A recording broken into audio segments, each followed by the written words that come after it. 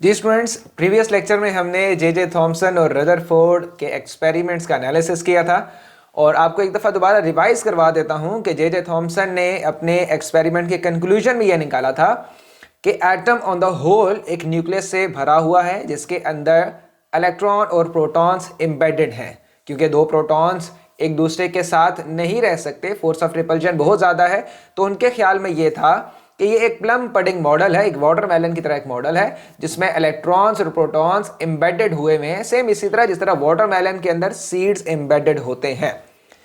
इस कॉन्सेप्ट को डिनाई किया स्टूडेंट्स रदरफोर्ड ने, और उन्होंने एक एक्सपेरिमेंट में एक अल्फा पार्टिकल या एक रेडिएशन की थिन बीम गोल्ड फॉइल के ऊपर हिट करवाई। अब होना तो यही चाहिए था कि स्टूडेंट्स के मैक्सिमम हमें डिफ्लेक्शन नजर आती और बहुत ही कम रेडिएशन उससे पास हो सकती, लेकिन इसके ऑपोजिट हुआ कि बहुत सी रेडिएशन हमें पास होती भी नजर आती है या smaller angle deviation, smaller angle of deviation में हमें स्क्रीन के ऊपर हिट करती भी नजर आती है, और बहुत कम रेडिएशन हमें रिफ्लेक्ट होती हुई या लार्ज एंगल ऑफ डेविएशन में हमें रिफ्लेक्ट होती हुई नजर आती है। स्टूडेंट्स, इसका मतलब यह निकला कि जो एटम है इसके अंदर जो कोर है वो सिर्फ न्यूक्लियस का है और वो बहुत ही डेंस है, प्रोटॉन्स और न्यूट्रॉन्स वहां पे प्रेजेंट हैं, जबकि इलेक्ट्रॉन्स रिवॉल्व कर रहे हैं शेल्स के अंदर और एटम का ज्यादातर हिस्सा खाली है। ठीक हो गया स्टूडेंट? तो आपने देखा कि हमने एक दो पास्टुलेट निकाले। इस रदरफोर्ड मॉडल को उनके फिर स्टूडेंट्स ने मजीद क्लैरिफाई किया था, क्योंकि रदरफोर्ड ने कहा था कि जो इलेक्ट्रॉन्स के ऑर्बिट्स हैं वो डायरेक्टली एंड होते हैं न्यूक्लियस के अंदर, लेकिन फिर बोहर मॉडल ने बड़ी डिटेल से इस पर डिस्कशन की, एक्सपेरिमेंटेशन की। उनके 3 पॉस्टुलेट हैं जो कि आई होप सो के केमिस्ट्री में आप लोग कर लेंगे, क्योंकि फिजिक्स में हमें उनके पॉस्टुलेट डिस्कस नहीं करने, हमें डायरेक्ट मूव करना है टूवर्ड्स द न्यूक्लियस। तो आज हम स्टार्ट कर रहे हैं स्टूडेंट्स अपने नेक्स्ट आर्टिकल जिसका नाम है न्यूक्लियस। स्टूडेंट्स, आज हम बहुत ही आसान बातें डिस्कस करेंगे। ये सारी बातें आई होप सो कि आप पहले से जानते होंगे, तो जल्दी जल्दी इसको ओवरकम कर लेते हैं। कुछ जो मेन बातें होंगी उनको हम डिटेल से डिस्कस कर लेंगे। सो nucleus it is the central part of an atom, हमने डिस्कस कर लिया है, और almost all the mass and charge is concentrated in the nucleus. Alright, so proton आपको पता है स्टूडेंट्स वो इलेक्ट्रॉन से काफ़ी हैवी होता है, 1836 टाइम्स हैवियर होता है, और जो चार्ज होता है वो भी पॉजिटिव चार्ज या प्रोटॉन्स न्यूक्लियस के अंदर प्रेजेंट होता है। ठीक है, इस चार्ज को फिर ओवर या बैलेंस आउट करते हैं इलेक्ट्रॉन। तो एक एटम के अंदर जितने प्रोटॉन्स होते हैं उतने ही अगर इलेक्ट्रॉन्स हो तो एटम ऑन द होल एक न्यूट्रल ऑब्जेक्ट, न्यूट्रल मैटर बन जाता है। Nucleus contain protons and neutrons. Proton have the positive charge, but neutron have no charge. All right. Sum of the protons and the neutrons in a nucleus is known as atomic mass. Ji students, तो हम atomic mass से start कर रहे हैं जिसको हम A से represent करते हैं। So what is atomic mass? It is the sum of proton plus neutrons. All right. Next slide के अंदर मूव करते हैं हम स्टूडेंट्स। जी, आपने देख लिया कि न्यूक्लियस के अंदर क्या मौजूद है, प्रोटॉन्स भी स्टूडेंट्स और न्यूट्रॉन्स भी मौजूद हैं, और शेल्स में इलेक्ट्रॉन्स मूव कर रहे हैं। अब स्टूडेंट्स एक थोड़ा सा इंपॉर्टेंट आर्टिकल है, इसको ज़रा स्टूडेंट्स आपने बहुत ही ध्यान से समझना है। थोड़ा सा मुश्किल होगा लेकिन मैं कोशिश करूँगा इसको आसान करने की, ताकि आपके ये माइंड में ईजिली बैठ जाए। अब स्टूडेंट्स, अगर मैं यहाँ पे बेटा एक न्यूक्लियस बनाऊँ, ठीक हो गया, और न्यूक्लियस के अंदर मैं बना दूं प्रोटॉन्स, और ये मैंने बना दिए प्रोटॉन्स।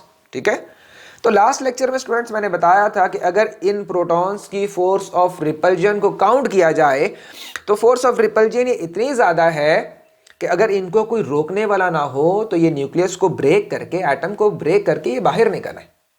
ठीक हो गया, इसका मतलब है स्टूडेंट्स कि इनके दरमियान फोर्स ऑफ रिपल्जन है, फोर्स ऑफ रिपल्जन है स्टूडेंट्स, जिसको हम कहते हैं कि ये कौन सी फोर्स है, इलेक्ट्रोमैग्नेटिक फोर्स। ठीक हो गया, इलेक्ट्रोमैग्नेटिक फोर्स है। अगर आपने सारी वीडियोस देखी हो डिफरेंट चैप्टर्स की, तो कहीं ना कहीं स्टूडेंट्स हमने स्पेस फिजिक्स में भी और इसके अलावा फोर्सेस के चैप्टर में भी मैंने आपको फंडामेंटल यूनिवर्सल फोर्सेस के बारे में बताया है, जिसमें सबसे वीक फोर्स होती है ग्रेविटेशनल फोर्स होती है, देन सेकंड नंबर पे इलेक्ट्रोमैग्नेटिक फोर्स भी होती है, देन वीक फोर्स भी होती है, देन स्ट्रॉन्ग फोर्स भी होती है। ऑलराइट स्टूडेंट्स, तो इलेक्ट्रोमैग्नेटिक फोर्स बेसिकली इस टाइम दो प्रोटॉन्स की रिपल्जन है। बाकी इसमें बहुत सी और वैरायटी आ जाती है इलेक्ट्रोमैग्नेटिक फोर्स में, दैट्स मीन मैं दो चीज़ों को टच कर रहा हूँ, इनके दरमियान भी इलेक्ट्रोमैग्नेटिक फोर्स है। अभी सिर्फ मैं आपको ये बता रहा हूँ कि प्रोटॉन के ऊपर स्टूडेंट्स कौन सा चार्ज होता है, प्लस चार्ज होता है, इसके ऊपर कौन सा चार्ज होता है, प्लस चार्ज होता है। सो एक दूसरे को रिपेल कर रहे हैं, और इस जो रिपल्जन ऑफ जो फोर्स ऑफ रिपल्जन है, इस जो फोर्स का नाम है ये इलेक्ट्रोमैग्नेटिक फोर्स हो गई। ठीक हो गया स्टूडेंट्स, ये इलेक्ट्रोस्टैटिक भी फोर्स कर लें तो तभी बात आपकी ठीक रहेगी। अब जरा बेटा याद रखिएगा, ये प्रोटॉन न्यूक्लियस के अंदर रह नहीं सकता, ये बात तो कंफर्म है, ठीक है। इसका मतलब है कि इसको ओवरकम करने के लिए नेचर ने न्यूक्लियस के अंदर क्या रखे हैं, कुछ न्यूट्रॉन्स भी रखे हुए हैं। एग्री? न्यूट्रॉन्स के ऊपर कोई चार्ज नहीं होता, लेकिन इसके बावजूद भी स्टूडेंट्स यहां से बात सुनिएगा, इंपॉर्टेंट बात स्टार्ट हो रही है। इसके बावजूद भी ये जो न्यूक्लियॉन्स हैं, protons, neutrons, neutron, neutron, proton, proton, इनके दरमियान एक फोर्स ऑफ अट्रैक्शन भी पाई जाती है, जिसको स्टूडेंट्स हम कहते हैं स्ट्रॉन्ग न्यूक्लियर फोर्स कहते हैं। थोड़े से आप हैरान होंगे अगर ये चीज़ आपको नहीं पता पहले, अगर पता है तो वेल एंड गुड, लेकिन अगर मैं आपको स्टूडेंट्स बात बताऊं इस टाइम, मैं आपको थोड़ा सा क्लियर कर देता हूं। प्रोटॉन और न्यूट्रॉन के दरमियान फोर्स ऑफ अट्रैक्शन है, न्यूट्रॉन और न्यूट्रॉन के दरमियान स्टूडेंट्स फोर्स ऑफ अट्रैक्शन है। ठीक हो गया? अब ये जो फोर्स ऑफ अट्रैक्शन है स्टूडेंट्स, इसको हम कहते हैं, इसको हम क्या कहते हैं, इसको हम स्टूडेंट्स कहते हैं स्ट्रॉन्ग फोर्स कहते हैं, स्ट्रॉन्ग फोर्स कहते हैं। तो एक न्यूक्लियस, एक एटम स्टेबल तब होता है जब, प्लीज ध्यान से देखिएगा, एक न्यूक्लियस के अंदर प्रोटॉन और प्रोटॉन एक दूसरे को रिपेल भी कर रहा हो, और इसके साथ साथ स्टूडेंट्स प्रोटॉन और न्यूट्रॉन एक दूसरे को अट्रैक्ट भी कर रहे हो। ठीक हो गया स्टूडेंट्स? ये शायद एरो मैंने गलत बना दिए, कुछ बच्चे कंफ्यूज हो जाएंगे, लेकिन चलें इसके एरो को ऐसे कर लेते हैं ताकि आपको समझने में आसानी हो। ठीक हो गया? अब तो सही है ना? सो बेटा समझा क्या रहा हूं कि प्रोटॉन और प्रोटॉन के दरमियान रिपल्जन भी है, और प्रोटॉन और न्यूट्रॉन के दरमियान अट्रैक्शन भी है, और न्यूट्रॉन के दरमियान भी अट्रैक्शन है। ठीक हो गया? तो इसका मतलब है न्यूक्लियस के अंदर एक जंग छिड़ी हुई है, प्रोटॉन के दरमियान रिपल्जन है, और प्रोटॉन न्यूट्रॉन या न्यूट्रॉन और न्यूट्रॉन के दरमियान फोर्स ऑफ अट्रैक्शन है। ठीक हो गया? अब ये आप तो कहेंगे सर न्यूट्रॉन के ऊपर तो कोई चार्ज नहीं होता, तो बेटा आप सही कह रहे हो, ये इलेक्ट्रोमैग्नेटिक फोर्स नहीं है, ये एक और फोर्स है जिसको हम कहते हैं स्ट्रॉन्ग न्यूक्लियर फोर्स कहते हैं, या स्ट्रॉन्ग फोर्स भी कहते हैं। ठीक हो गया? इसका थोड़ा सा मैं एनालिसिस करके आपको बताता हूँ, क्योंकि आपके जहन में हो सकता है कोई कंफ्यूजन क्रिएट हो कि सर कैसे न्यूट्रॉन एक दूसरे को अट्रैक्ट कर सकते हैं। जरा बेटा ध्यान से देखिएगा, मैं यहाँ पे बना रहा हूँ एक प्रोटॉन बना रहा हूँ, और स्टूडेंट्स मैं यहाँ पे बना रहा हूँ एक न्यूट्रॉन बना रहा हूँ। Alright, so this is proton and this is now a neutron. ठीक हो गया?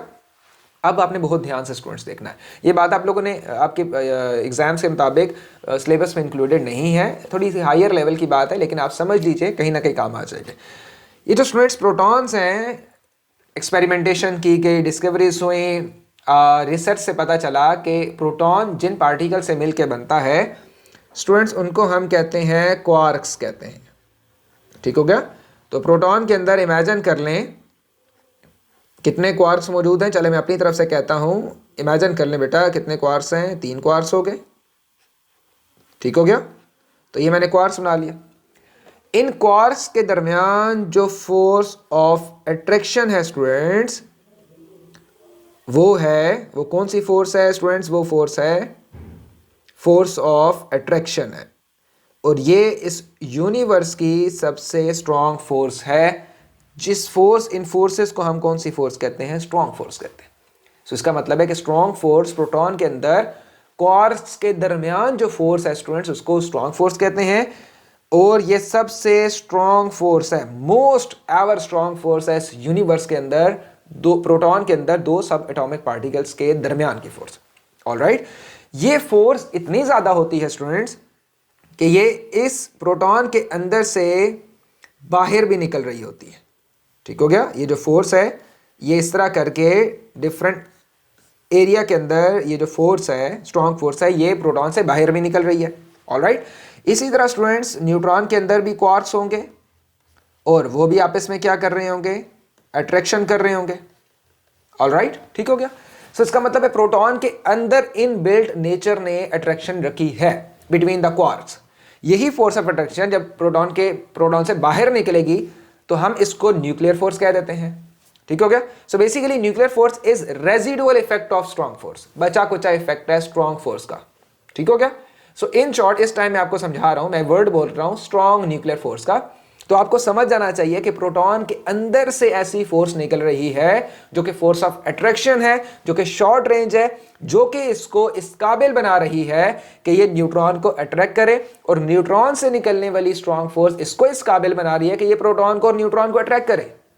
ऑलराइट, आई होप सो कि इंटरेस्टिंग लगा होगा और ये चीज आप समझ पाए होंगे। सो ये जो फोर्स है स्टूडेंट्स, यहाँ से इमेजिन कर लो, यहाँ पे क्वार्क पड़ा है, यहाँ से बाहर निकल रही है। सो इसका क्वार्क इसके क्वार्क से इंटरलिंक भी हो सकता है, मतलब इसकी अट्रैक्शन उसकी अट्रैक्शन तक भी जा सकती है, एक दूसरे को फील कर सकते हैं, इसकी अट्रैक्शन इसकी अट्रैक्शन तक बन सकती है। सो ये एक प्रोटॉन के क्वार्क्स के दरमियान फोर्स ऑफ अट्रैक्शन, दूसरे न्यूट्रॉन के क्वार्क्स के दरमियान जो फोर्स ऑफ अट्रैक्शन है स्टूडेंट्स, ये आपस में इंटरलिंक हो रही होती है लगातार। इस रीजन की वजह से ये न्यूट्रॉन प्रोटॉन को अपने से दूर जाने ही नहीं देता। सो अगर एक एटम स्टेबल होगा स्टूडेंट्स, तो इसका मतलब है कि इलेक्ट्रोमैग्नेटिक फोर्स ये इक्वल होगी स्टूडेंट्स किस फोर्स से? स्ट्रॉन्ग फोर्स से इक्वल होगी। तो अगर दूर जाने के लिए फोर्स जो लग रही है वो इक्वल हो जाए उस फोर्स के जो कि करीब लाना चाहता है, तो एक दूसरे के इफेक्ट को कैंसिल करते हैं और आपका न्यूक्लियस अपनी जगह स्टेबल रहता है, मूव नहीं करता, एटम को दूर छोड़ के नहीं जाता, एटम को ब्रेक करके बाहर नहीं निकलता। अब समझ आई कि नहीं आई? इन शॉर्ट इस अभी तक मैंने ये आपको इस सारी डायग्राम में समझाया गया है स्टूडेंट्स। इस डायग्राम में मैंने ये समझाया है कि न्यूक्लियस के अंदर दो प्रोटॉन्स कभी नहीं रह सकते, क्योंकि उनके दरमियान फोर्स ऑफ रिपल्जन इतनी ज्यादा है कि वो इवन के न्यूक्लियस को ब्रेक करके बाहर भी निकल सकते हैं, इतनी ज्यादा फोर्स ऑफ रिपल्जन है। ये कैलकुलेशन हुई भी है, नेट पे चेक कर लीजिएगा। अब होता क्या है कि ये जो फोर्स ऑफ रिपल्जन है स्टूडेंट्स, इसको हम कहते हैं इलेक्ट्रोमैग्नेटिक फोर्स। सो इलेक्ट्रोमैग्नेटिक फोर्स प्रोटॉन्स को दूर भेजना चाहता है, लेकिन वो दूर जाते नहीं है, क्योंकि नेचर ने न्यूक्लियस के अंदर न्यूट्रॉन्स रखे हैं। इन न्यूट्रॉन्स की वजह से प्रोटॉन्स क्या फील करते हैं? फोर्स ऑफ अट्रैक्शन फील करते हैं। और इस फोर्स ऑफ अट्रैक्शन को हम कौन सी फोर्स कहते हैं स्टूडेंट्स? स्ट्रॉन्ग फोर्स कहते हैं। ये स्ट्रॉन्ग फोर्स जब इक्वल होती है फोर्स ऑफ रिपल्जन या फोर्स ऑफ इलेक्ट्रोमैग्नेटिक फोर्स के, that's mean attraction force is equal to repulsion force, तो इस रिजल्ट में जो एटम है वो स्टेबल रहता है, न्यूक्लियस स्टेबल रहता है, और आपके पास जो प्रोटॉन्स है वो भी न्यूक्लियस के अंदर बाउंड होके रहते हैं। सो स्ट्रॉन्ग फोर्स का क्या काम हुआ? ये बाइंडिंग फोर्स है, न्यूक्लियॉन्स को न्यूक्लियस के अंदर बाउंड करके रखती है। आई होप सो स्टूडेंट्स इतनी इंफॉर्मेशन काफी होगी।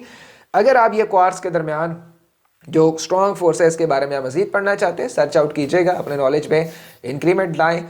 इन शॉर्ट मैंने अभी बता दिया है, प्रोटॉन्स के अंदर ऐसे पार्टिकल है जिनके अंदर हद से ज़्यादा स्ट्रॉन्ग फोर्स है, और ये स्ट्रॉन्ग फोर्स सिर्फ प्रोटॉन की बाउंड्री तक नहीं रहती, ये प्रोटॉन की बाउंड्री से बाहर भी निकल रही है, ये न्यूट्रॉन तक जा रही है, न्यूट्रॉन की फोर्स प्रोटॉन तक आ रही है, न्यूट्रॉन को अट्रैक्ट कर रहा है।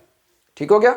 ऐसे ही समझ लो जैसे मेरी आवाज़ इस रूम के अंदर है बेटा, तो इसको स्ट्रॉन्ग फोर्स में कह देता हूं। जैसे ही मेरी आवाज़ इस रूम से बाहर निकलेगी, हालांकि बाउंड्री सारी की सारी क्लोज है, डोर पीछे बंद है, तो अगर ये इस रूम से बाहर निकल गई तो इसको मैं न्यूक्लियर फोर्स कह दूंगा। लेकिन इन शॉर्ट अभी मैं आपको सिर्फ समझाने के लिए एक वर्ड बोल रहा हूँ, strong nuclear force is equal to electromagnetic force, nucleus stable, कहानी खत्म, प्रोटॉन अपनी जगह रहेंगे, न्यूट्रॉन अपनी जगह रहेंगे। थोड़ा सा और कंफ्यूज कर देता हूँ, आपने अभी तक सुना होगा प्रोटॉन एक दूसरे को रिपेल करते हैं। आज बता रहा हूँ प्रोटॉन अगर हद से ज़्यादा किसी प्रोटॉन के करीब आ जाए तो वो एक दूसरे को अट्रैक्ट भी करना शुरू कर देता है। क्यों करता है इसके बारे में आप खुद स्टडी करें। सो स्टूडेंट्स, डायग्राम आपके सामने है जिसमें प्रोटॉन है आपके सामने बने हुए बेटा, न्यूट्रॉन बने हैं। ये सारी स्लाइड पढ़ लीजिएगा, आई होप सो कि आपको काफ़ी इंफॉर्मेशन मिल जाएगी। लेकिन यहाँ पे कुछ वैल्यूज़ लिखी हैं। ये सारी बातें बेटा वही लिखी हैं जो अभी हमने बात कर ली हैं। Attractive force that holds protons and the neutrons together in atomic nucleus only operates, तो ये बाहर नहीं है, ये सिर्फ 1 फेम्टोमीटर के अंदर अंदर रेंज है, एटॉमिक रेडियस के अंदर अंदर होती है, न्यूक्लियस के अंदर अंदर होती है, एटॉमिक रेडियस नहीं सॉरी न्यूक्लियस की रेंज के अंदर अंदर होती है, न्यूक्लियस से बाहर नहीं जाती। ठीक हो गया, क्लियर ना। और बाकी प्रोटॉन्स और इलेक्ट्रॉन्स के दरमियान जो फोर्स होगी वो इलेक्ट्रोस्टैटिक अट्रैक्शन होगी या इलेक्ट्रोमैग्नेटिक अट्रैक्शन भी आप उसको कह सकते हैं। ठीक हो गया बेटा। सो नेक्स्ट क्या है आपके पास, चार्ज एंड आयंस। ये आपने आई होप सो के पढ़ा होगा कि जैसे मैंने अभी आपको बताया कि ये जो बॉडी है ऑब्जेक्ट ए है और ऑब्जेक्ट बी है बेटा, इसके पास कितने इलेक्ट्रॉन्स हैं, इसके पास हैं 5 इलेक्ट्रॉन्स हैं और 5 ही कितने हैं पॉजिटिव चार्ज हैं। ऑलराइट, सो नेट इफेक्ट कितना आ रहा है 0। इसके पास भी कितने हैं, इसके पास भी स्टूडेंट्स 6 इलेक्ट्रॉन्स हैं और 6 ही नेगेटिव चार्जेस हैं, पॉजिटिव चार्जेस नेगेटिव चार्जेस, तो एक दूसरे के इफेक्ट को कैंसिल कर रहे हैं और आपका आंसर 0 आ रहा है। लेकिन जैसे ही आप इन दोनों ऑब्जेक्ट को क्या करते हैं स्टूडेंट्स, टच करते हैं या किसी भी चीज़ से रब करते हैं या चार्ज इंड्यूस कराने की कोशिश करते हैं, तो एक ऑब्जेक्ट क्या करेगा जिसकी टेंडेंसी ज़्यादा है इलेक्ट्रॉन को लूज करने की, वो अपने इलेक्ट्रॉन को डोनेट कर देगा उस बॉडी को जिसके पास इलेक्ट्रॉन को लूज करने की एबिलिटी कम है। तो अब इसके पास स्टूडेंट्स कितने चार्ज हो गए, +5 हो गए, -3 हो गए, नाउ द आंसर इज +2। सो इस ऑब्जेक्ट के ऊपर कितना चार्ज आ गया, plus charge, and this body is now a positively charge. Okay, और इस बॉडी के ऊपर नेगेटिव चार्जेस की एफिशिएंसी ज़्यादा है, सो ये नेगेटिव चार्ज हो गए। इस स्लाइड को पढ़ लीजिएगा, अगर कोई मुश्किल हुआ तो कमेंट सेक्शन में बताइएगा। लेकिन हम कहानी ख़त्म करते हैं कि negative charge appears by the gain of negative charge. इसका मतलब है नेगेटिव चार्ज आता है इलेक्ट्रॉन को एक्सेप्ट करने से, पॉजिटिव चार्ज आता है इलेक्ट्रॉन को डोनेट करने से। ऑलराइट, चलिए जी नेक्स्ट पॉइंट की तरफ जाते हैं, न्यूक्लियस। और इसमें हम we distinguish between the nucleus by their proton number only.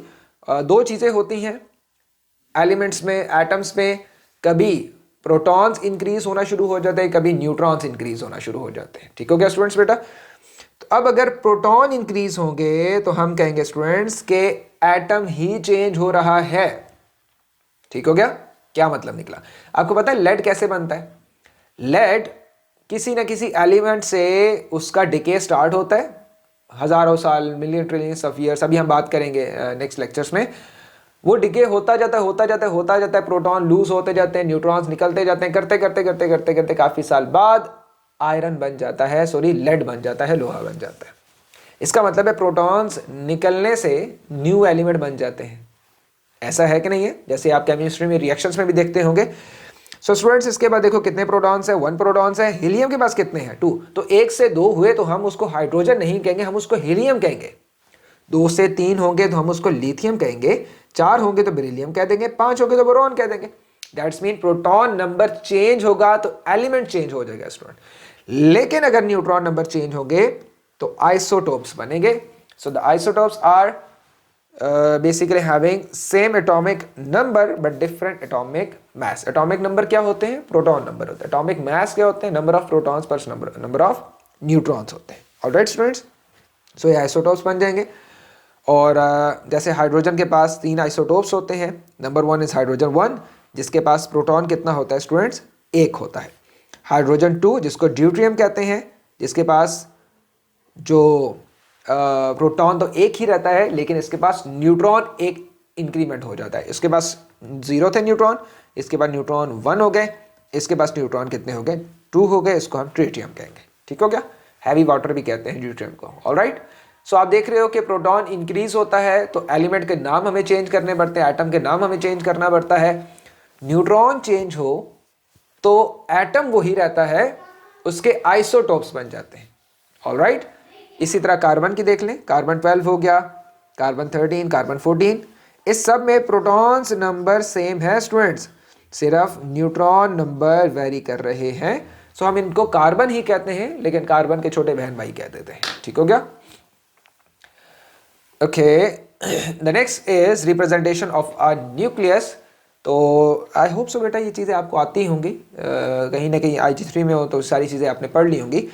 किसी भी एलिमेंट को रिप्रेजेंट करने का तरीका क्या है कि हम यहाँ पे लिखेंगे X, दैट्स मीन उस एलिमेंट का सिंबल डालेंगे, ऊपर लिखेंगे स्टूडेंट्स ए, नीचे लिखेंगे जेड। जेड क्या है? Number of protons. ए क्या है students? Number of proton plus number of neutrons हो गए।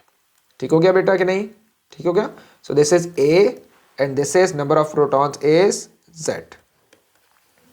तो नंबर ऑफ इलेक्ट्रॉन्स कितने हुए? एक न्यूट्रल एटम में जितने number of positive charge students, उतने ही number of negative charge. So 6 protons, 6 electrons and 6 neutrons. ठीक हो गया। सो याद रखिएगा, in neutral atom, in neutral atom there will be same amount of protons, sorry, and electrons. So proton 6 होंगे तो इलेक्ट्रॉन्स भी 6 होंगे। प्रोटॉन की इंक्रीमेंट हो जाएगी एक स्टेबल में, न्यूट्रल में, तो इलेक्ट्रॉन भी वैसे वैसे इंक्रीज हो जाएंगे। अब स्टूडेंट्स आपने बहुत दफ़ा देखा होगा, प्रोटॉन को हम इस तरह से इंडिकेट करते हैं, सिंबल इसका इस तरह यूज़ करते हैं, न्यूट्रॉन को इस तरह, इलेक्ट्रॉन को इस तरह। तो आपने परेशान नहीं होना, सिंपल सा कॉन्सेप्ट है बेटा। इन तीनों के लिए एक्स लिखते हैं हम सिंबल के लिए। प्रोटॉन का होगा तो पी लिख देंगे, न्यूट्रॉन का होगा बेटा तो एन लिख देंगे, इलेक्ट्रॉन का होगा तो ई लिख देंगे। ऊपर आपके पास आता है प्रोटॉन प्लस न्यूट्रॉन। ठीक हो गया, ये तो पहले से जानते हैं। नीचे स्टूडेंट्स आता है यहाँ पे आ जाता है बेटा चार्ज नंबर आ जाता है। क्या आ जाता है? चार्ज नंबर आ जाता है। ठीक है, मैंने वहाँ आगे लिखा हुआ भी है। ठीक हो गया। So now this one is x. ठीक है, अब आ जाते हैं हम बात कहाँ पे करते हैं, बात हम करने लगे स्टूडेंट्स प्रोटॉन की। तो प्रोटॉन के लिए मैं पी लिखूंगा। ठीक हो गया। अब मुझे बताइए प्रोटॉन इटसेल्फ प्रोटॉन है तो कितने प्रोटॉन है? एक प्रोटॉन है। क्या उसके पास न्यूट्रॉन है? नहीं। तो 1 + 0 1। तो देखो बेटा यहाँ पे 1 आ गया। अब प्रोटॉन के ऊपर चार्ज कौन सा होता है? +1 का स्टूडेंट्स। सो नीचे भी क्या आ जाएगा? +1 आ जाएगा। तो ये देखिए ये +1 लिखा मैंने, प्लस ना भी डाले तो इट्स ओके। अब हम बात करते हैं स्टूडेंट्स न्यूट्रॉन की। न्यूट्रॉन ऊपर क्या लिखेंगे? P + N। क्या न्यूट्रॉन के पास कोई प्रोटॉन होता है? नहीं। 0 + 1, क्योंकि न्यूट्रॉन तो एक ही है। सो 0 + 1, दिस विल बी N1। क्या न्यूट्रॉन के ऊपर कोई चार्ज होता है स्टूडेंट्स? नहीं, कोई चार्ज नहीं होता। Neutron is a neutral particle. So N0 आ जाएगा। सो ये हो जाएगा। इलेक्ट्रॉन की अगर हम बात करें स्टूडेंट्स, तो इलेक्ट्रॉन के ऊपर क्या उसके पास प्रोटॉन और न्यूट्रॉन होते हैं? नहीं होते। सो 0 + 0 0 and now the charge on the electron is negative -1। सो यहाँ देखिएगा -1 आ गया। अगर ये बात समझ आ गई तो वेल एंड गुड, नहीं तो दोबारा रिपीट करके देखिएगा। आई होप सो समझ आ जाएगी। ये कुछ एग्जाम्पल्स हैं स्टूडेंट्स, इसको ट्राई कीजिएगा, अच्छी तरह देख लीजिएगा। कुछ P2 में आ सकते हैं, कोई एक ईजी क्वेश्चन आएंगे तो इस किस्म के आ जाते हैं जैसे आपके सामने शो हुए में। इसको फाइंड आउट कर लें, प्रैक्टिस कर लीजिएगा। हम नेक्स्ट लेक्चर की तरफ जाते हैं और अपना नेक्स्ट लेक्चर रेडियो एक्टिविटी हम स्टार्ट करते हैं। तो थैंक यू सो मच। कोई क्वेश्चन हुआ तो कमेंट सेक्शन में बताइएगा, मैं इंशाल्लाह आपको प्रॉपर आंसर कर दूंगा। Thank you so much.